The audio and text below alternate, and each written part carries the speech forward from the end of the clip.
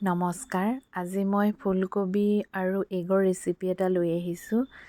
ৰেচিপিটো একেবাৰে সহজ আৰু খাবলৈ খুব সোৱাদযুক্ত। এতিয়া মই ফুলকবিখিনি এনেকৈ ডাঙৰ ডাঙৰকৈ দুটা ফুলকবি কাটি লৈছোঁ। যিহেতু বজাৰৰ ফুলকবি সেইকাৰণে মই এই ফুলকবিখিনি কাটি লোৱাৰ পাছত নিমখ আৰু গৰম পানীৰে ধুই লৈছোঁ ভালকৈ। বজাৰৰ পৰা অনা ফুলকবি ডাইৰেক্ট খাবলৈ কিবা ভাল নালাগে, সেইবাবে ধুই লৈছোঁ নিমখ আৰু গৰম পানীৰে। এয়া ড্ৰাই ফ্ৰুইটছ তিয়াই থৈছোঁ। এতিয়া প্ৰথমে তেলত মই ফুলকবিখিনি ভাজি লৈছোঁ। ইয়াত মই হালধিৰ ব্যৱহাৰ কৰা নাই, এনেই তেলতে ইলুটি সিলুটিকৈ এনেদৰে ভাজি লৈছোঁ গোটেই ফুলকবিখিনি। এতিয়া এই ড্ৰাই ফ্ৰুইটছ যে তিয়াই থৈছিলোঁ এইখিনি দেখিছেনে, এয়া মই মিক্সিৰ জাৰ এটাত দি দিলোঁ। লগতে এটুকুৰ আদা দিছোঁ আৰু পিঁয়াজ দিছোঁ, সৰু পিঁয়াজ এটা দিছোঁ।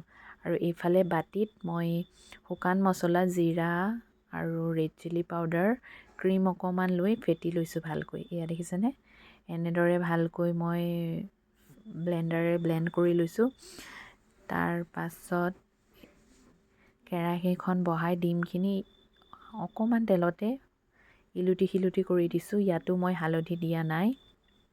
এই ৰেচিপিটো মই হালধি নিদিয়াকৈ বনাম। এতিয়া অকণমান তেলতে গৰম মছলা ফুটাই লৈছোঁ আৰু লগতে ইয়াত মই সেই যে ফেটি লৈছিলোঁ ক্ৰীমৰ লগত মছলাখিনি, সেইখিনি মই দি দিছোঁ।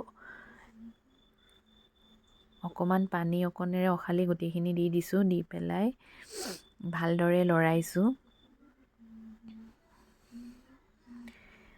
আৰু ইয়াত মই এতিয়া সেই ড্ৰাই ফ্ৰুইটছৰ মিক্স ড্ৰাই ফ্ৰুইটছখিনি এড কৰিছোঁ, পেষ্টখিনি এড কৰি এইখিনিও মই ভালকৈ পানী অকণ দি লৰাই দিছোঁ।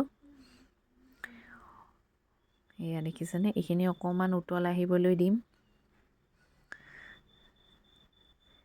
এয়া উতলিছে। এতিয়া মই ইয়াত এই ফুলকবিখিনি এড কৰি দিছোঁ। ভাজি থৈছিলোঁ যে ফুলকবিখিনি ইয়াতে দি দিছোঁ। দি পেলাই এইখিনি ভালকৈ লৰাইছোঁ। এতিয়া ঢাকনখন মাৰি অকণ সিজিবলৈ দিম। প্ৰয়োজন মতে মই অকণমান গৰম পানীও দি দিছোঁ। দি পেলাই এইখিনি এতিয়া উতলিছে। ইয়াত মই ডিমখিনি, ভাজি থোৱা ডিমখিনি দি দিছোঁ। এয়া চাওক, আৰু এয়া আমাৰ ঘৰতে বনোৱা ঘিউ অকণমানো দি দিছোঁ। এয়া আমাৰ তৰকাৰী ৰেডি হৈ গৈছে, প্ৰায় সিজি গৈছে ধুনীয়াকৈ। শেষত মই এয়া ধনিয়া পাত দি দিছোঁ ওপৰত আৰু অকণমান ক্ৰীম দি দিছোঁ। বাছ ৰেডি হৈ গ'ল। খাবলৈ কিন্তু খুব সোৱাদ হয়, খাই চাব। Thank U.